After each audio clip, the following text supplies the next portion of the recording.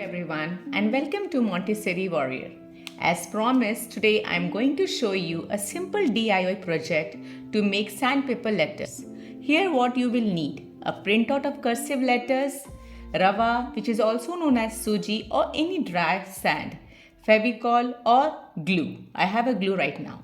So this is basically a fun activity you can even do with your child. So how will you start? By applying Fevicol on the letter, right? Now sprinkle the rava and cover it. Press. Now gently shake off the excess rava, and here your sandpaper letter is ready. I hope you find this one easy.